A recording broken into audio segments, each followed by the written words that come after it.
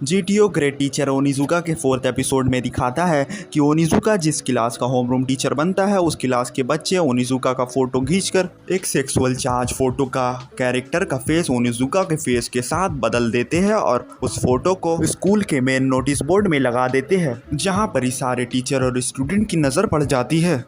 जैसा कि आपको मालूम है, ओनिजुका स्कूल के छत के स्टोर रूम में रहता है, तो वो सीढ़ियों से उतरकर ग्राउंड में पहुंचता है तो देखता है कि ग्राउंड में नोटिस बोर्ड के पास बहुत भीड़ लगी हुई है और वो नोटिस बोर्ड के सामने जाता है तो देखता है एक बहुत बड़ा सा बैनर लगा हुआ है जिसमें एक लंगटा सा आदमी सेक्सुअल एक्टिविटी करता रहता है और वो आदमी का चेहरा के जगह ओनिजुका का चेहरा लगा हुआ रहता है। ओनिजुका चौंक जाता है और उसे समझ नहीं आता ये क्या हो रहा है और उसके सामने फुत्सुकी नाम की टीचर खड़ी रहती है जो ओनिजुका से कहती है, मुझे नहीं मालूम था आपका ऐसा भी हॉबी है, और फिर कहने लगती है कि मैंने आप पे ट्रस्ट किया था और वो मेरी बहुत बड़ी गलती है, और ओनिजुका को एक थाप मार देती है। एक थाप खाने के बाद ओनिजुका फुत्सुकी मैडम से कहता है, मैडम आप फेक फ़ोटो देखकर मुझे गलत मान लोगे, मैं बता रहा हूँ ये फेक फ़ोटो है। ओनिजुका चिल्लाता है। फिर ओनिजुका ग्राउंड में खड़े स्टूडेंट को चिल्लाता है और कहता है, क्या तुम्हें यकीन नहीं हो रहा मैं सच बोल रहा हूँ। फिर ओनिजुका पोस्टर के कैरेक्टर के पिछवाड़े पे उंगली रख के कहता है, देखो इसके पास दाग है, इसके पिछवाड़ा कटा हुआ है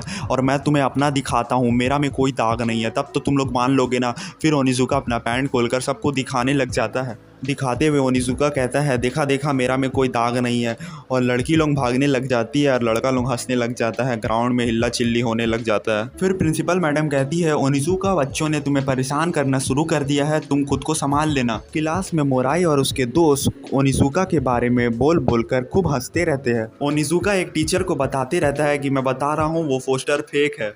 फिर वो टीचर कहता है, मुझे कोई फ़र्क नहीं पड़ता अगर वो पोस्टर सच भी हो तो। ओनिजुका कहता है, इसका मतलब तुम मुझ पर विश्वास नहीं कर रहे हो।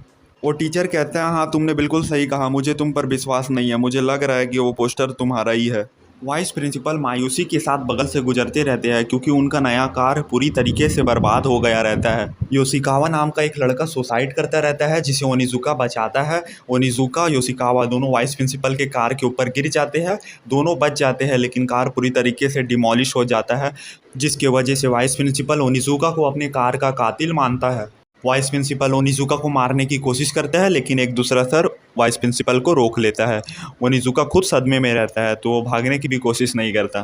फिर ओनिजुका का होम रूम का दिखाता है जहाँ पर उसके सारे स्टूडेंट कहते हैं कि ये टीचर को तो हम लोग 1 महीना के अंदर ही भगा देंगे।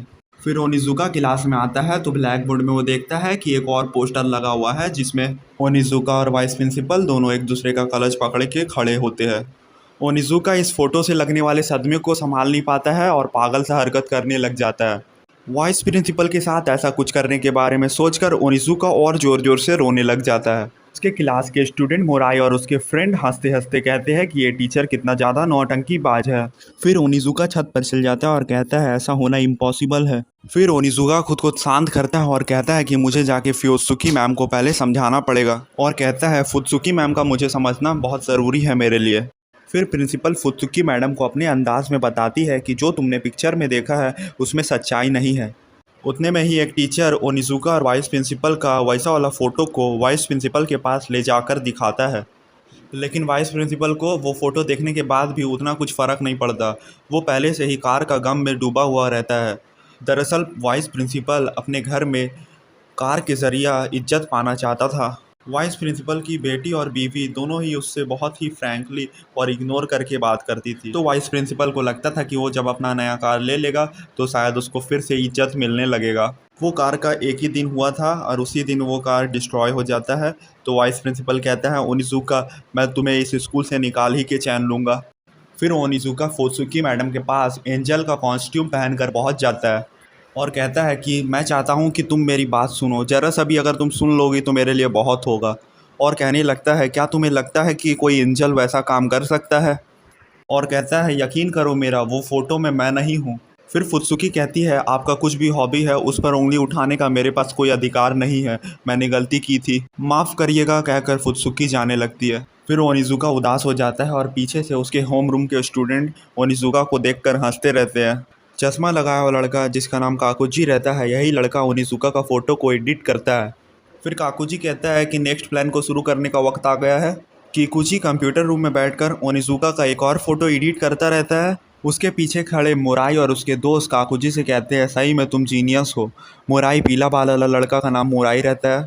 उतने में ही सुसाइड करने वाला लड़का योशिकावा जिसे ओनिजुका ने बचाया रहता है, वो काकुजी को ओनिजुका का फ़ोटो एडिट करते हुए देख लेता है। रात के समय ओनिजुका के रूम में वाइस प्रिंसिपल ओनिजुका को बदनाम करने के लिए, जासूसी करने के लिए उसके रूम में घुस जाता है। फिर ओनिजुका को खोजने लग जाता है तो देखता है ओनिजुका रूम में है ही नहीं। फिर वाइस प्रिंसिपल नीचे आकर देखता है कि ओनिजुका नहा रहा है तो ओनिजुका का नहाते हुए वाइस प्रिंसिपल वीडियो करने लग जाता है। मौसम ठंडा रहता है लेकिन ओनिजुका नहाने के बाद ठंडा ठंडा चिल्लाते हुए रनिंग में अपने रूम की ओर भागता है तो वाइस प्रिंसिपल हड़बड़ा के पीछे जैसे हटता है तो वो सीढ़ी से गिर जाता है नीचे।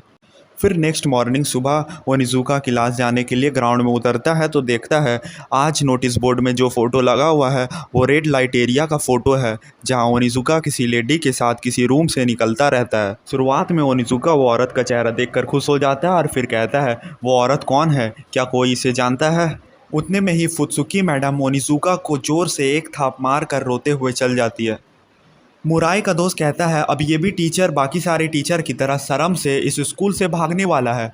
उतने में काकुजी कहता है इस टीचर को भगाने के लिए मैं अभी एक और एक्स्ट्रा फ़ोटो एडिट करूंगा। ओनिजुका शर्म से छत पर बैठा रहता है और वाइस प्रिंसिपल उस पर जासूसी करता रहता है।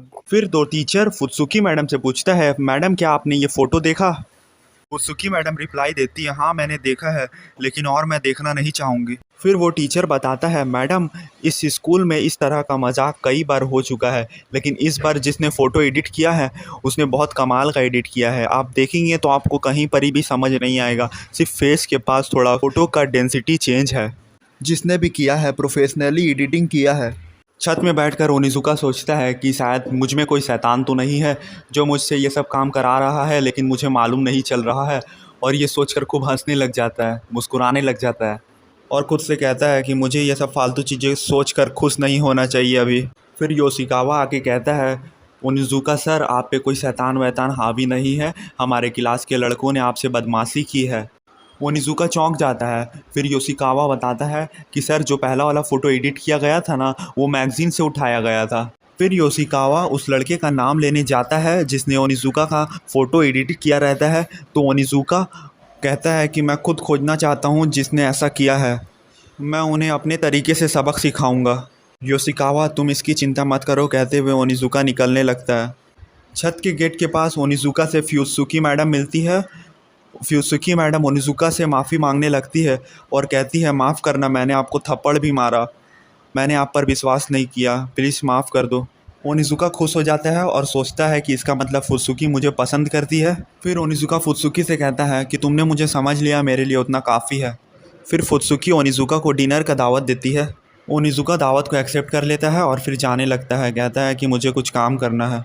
फिर ओनिजुका कंप्यूटर रूम में पहुंच जाता है जहां पर वो देखता है कि उसके क्लास के चारों लड़के कंप्यूटर के सामने घेरा लगाकर खड़े रहते हैं।